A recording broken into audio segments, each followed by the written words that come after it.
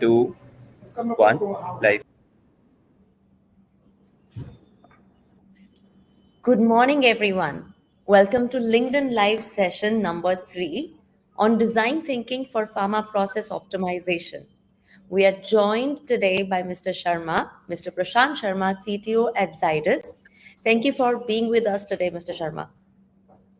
Thank you for And having me. Thank you. And this session is designed to bring value not only to the delegates attending our Hyderabad conference on October 8th and 9th, but also in the wider pharma community who may not be able to join in person at the conference. So, my first question to you today is about the importance of empathy in the design thinking. As design thinking emphasizes on empathy for the end user, in pharmaceutical manufacturing, the end user could be an operator on the shop floor, a QA reviewer, or even a tech transfer team. How can we apply design thinking to truly capture their day to day challenges and build processes around their needs?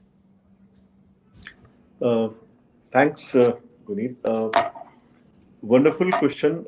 See, my own limited experience has taught me that often pharma confuses who the end user is, right?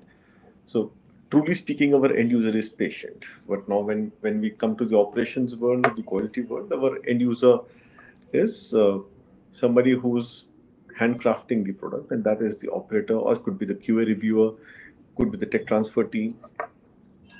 But we often end up still thinking of the end user as the regulator or as the senior management within the organization. And therefore, a lot of processes they address, what would an inspector think, what would an inspector like, what would an auditor like, what would the QA head like, so on and so forth.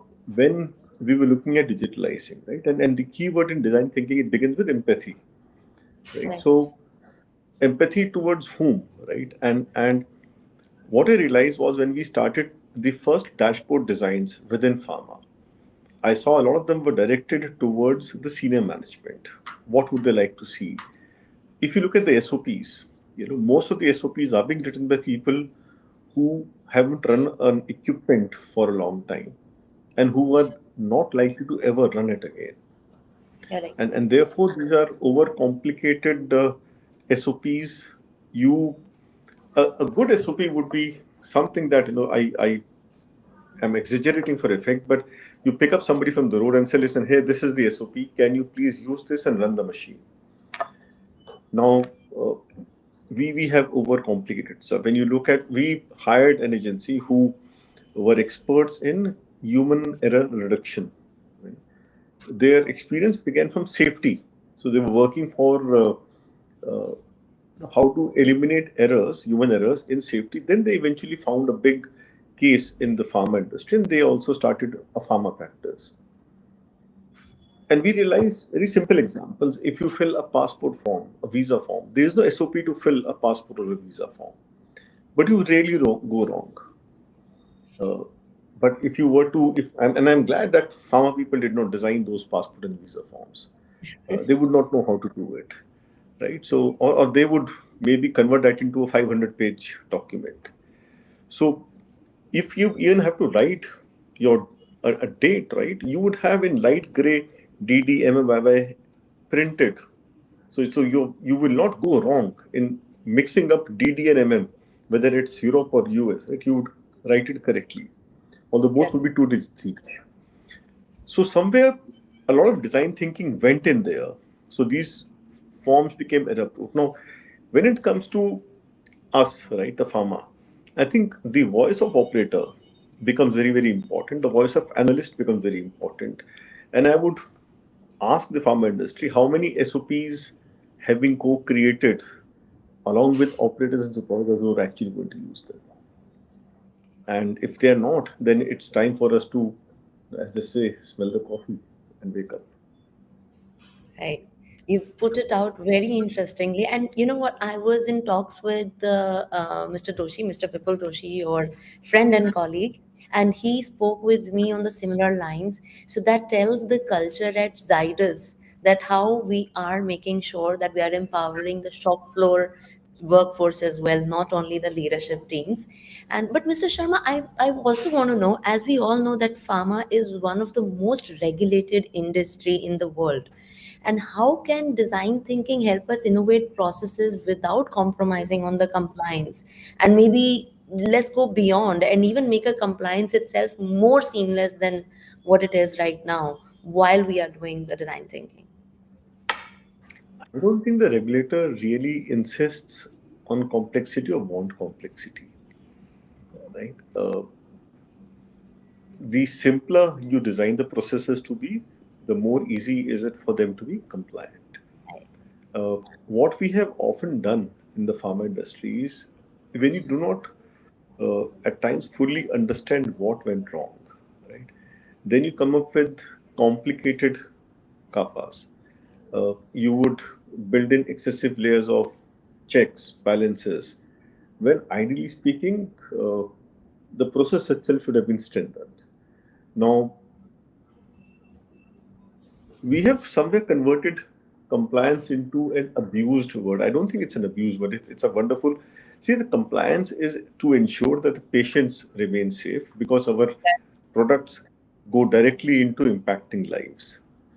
Right. And we, as an industry, we food, etc., we must be regulated, ideally self-regulated, and then there's obviously because most of the regulation is self-regulation, right? The inspectors come in, obviously, we are bound by guidances as we should be. In so whether it's quality by design, whether it's how you are building up your product, most of the regulations, when you look at the science, it's very very logical, very very easy to understand.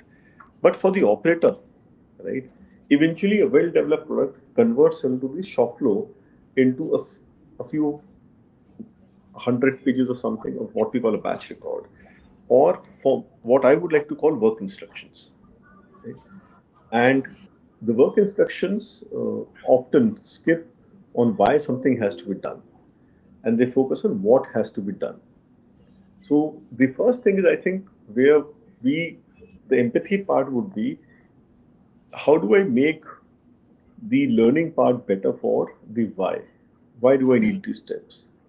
Now, any product would have few parameters. You have what we call critical material attributes, right, of the raw material. You have then critical process parameters of the equipment, which eventually deliver the product, which is the critical process, critical quality attributes, right, CQAs. Now, we have to teach, we have to work with our operators, analysts better on them for them to understand this relationship between these three. For them to, for example, if on the shop floor, uh, a particular parameter goes outside the defined limits, Right. okay, do my people understand what does it mean for the product? Do we in fact fully understand what does it mean for the product? Now that's a part of designing the product, understanding the impact of multiple things. Let me take a step back, right? Now, what we do at home in the kitchen is all formulation. Right. And if you have added more salt than you should have in a preparation, right, it's a deviation. Right. What you would do is there would be home remedies to address it. But somebody would have taught, right? Oh, how do you not only in our case we would have to fill a document called deviation, we'll have to take a kappa and then remedy it. For most things on the shop floor, compliance is very simple. I mean, I tell uh, my team all the time that if you look at, let's say, what we call in pharma type A and type B cleaning, Right. right? Now, a type A cleaning is between two batches, and a type B cleaning is between two kind of products, right? And I say, listen, you are doing type B cleaning at your in your kitchen all the time. And how many times have you brought in your tiffin remnants of the previous lunch or dinner? Never. Right? That means your type B cleaning, your utensils were, and eventually we have the steel utensils at home, the steel utensils at the pharma shop floor. Right? Right. And what obviously you achieve is a perfectly clean equipment slash utensil at home, which has difficult to clean parts. Remember the whistle on top of the pressure cooker? It's a difficult Yes. to clean part, Right. right? But it is cleaned every time. So I think somebody who has designed those equipments have ensured over time that they remain simple.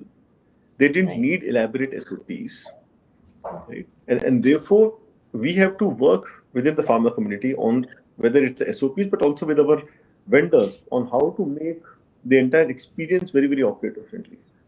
That is Correct. something that we can do better as an industry. Right, right. That is true. In fact, while you were saying this, something was getting relayed in my mind about a movie scene. Mission Mangal or Mangalyaan is the name of the movie, Akshay Kumar's movie. And when they are not able to track the satellite, she switches off everything and put it back on, and everyone is mad at her.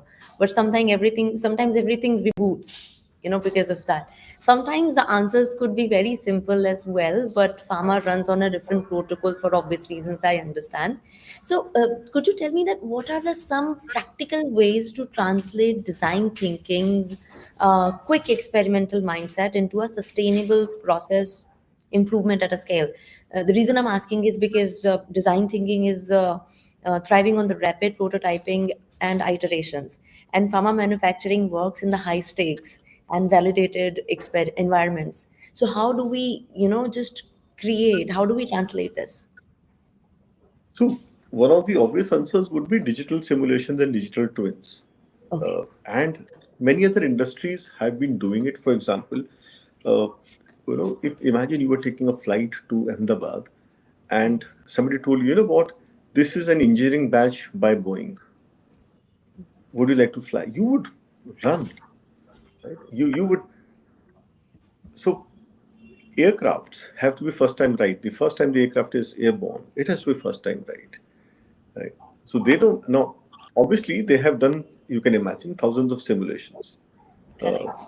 digitally or in tunnels, air tunnels, right? So they are getting these things first time right. Car manufacturers, very, very complex piece of manufacturing wherein thousands of parts come together seamlessly Right. to create motion at very, very high speeds. Now again, human lives are there also at stake if it's a Formula One car, etc. Right? So they would again be running at extremely high speeds, and if the car fails at that speed, you would have a human life impact. Uh, for us, I think if we were to create, we have experimented with that. We have been able to simulate some physical processes digitally to be able to understand how the process would work in real life and thereby eliminate the need for a physical trial. So I think that would be the way forward with a lot of digital tools, AI. A lot of training can become through AR, VR, wherein you would create these simulated environments, Right. wherein whether it's training, whether it's product development, ideally speaking, you should be able to simulate how these multiple excipients, multiple products would behave under different temperatures. For me, right now, to be able to what I call validating a process, if I have to work at multiple mechanical ranges and various parameters of the APIs and excipients, it's virtually impossible for me to be able to create thousands of permutation combinations of the both the ends of particle size distribution or both the ends of RH or temperature or compression speeds, etc. That would create thousands. I would never be able to validate the process at all the ends. But digital twins would allow us that. So I heavily bank on digital twins. Uh, but again, then you have the traditional labs, design of experiments.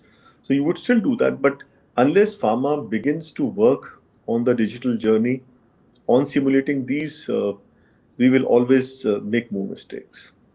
Right, right. So I was just thinking about Dr. Philip Collins' theory about visual motor rehearsal.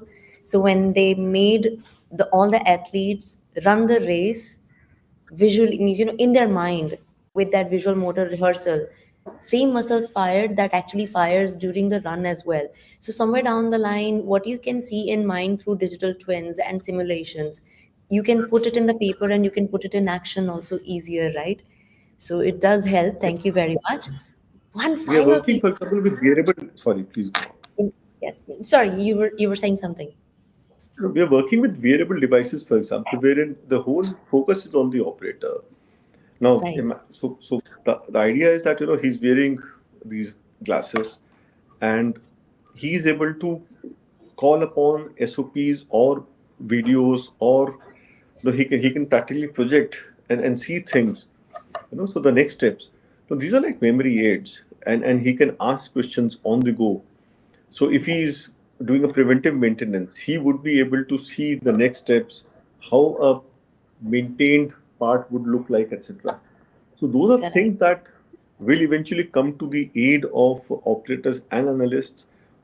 Automation uh, is extremely important to make the worker's life simple. Right. And eventually, in my mind, de-skilling should be a part of design thinking, wherein how do you not need, uh, see, the more complex your steps are, right, the more likely you're going to make mistakes. But with the level of automation that pharma has at its disposal today, operator's life ideally should be as simple as starting a button and switching off a button and then monitoring the process digitally. And Right. that too, he should not be in the room, right? Somebody can monitor the process, and machines should be able to then give out the relevant information to make real time interventions. So eventually, again, making the operator slash analyst life better. Right, right. Wow. Thank you. Thank you very much. I was about to ask about the workforce, and you spoke about de-skilling already. Thank you very much for that, and for this great piece of advice and a wonderful session, Mr. Sharma. So, your insights, we are not only going to keep it live, but it will be available after the session ends on LinkedIn as well as on YouTube for people to refer back to when they want to refer to this knowledge again. And thank you again. And I'm looking forward to meet you soon for yet another interesting and wonderful session at 7th Annual Pharma Manufacturing and Automation Convention in Hyderabad. Thank you so much. Thank you. Thank you. Take care. Bye bye.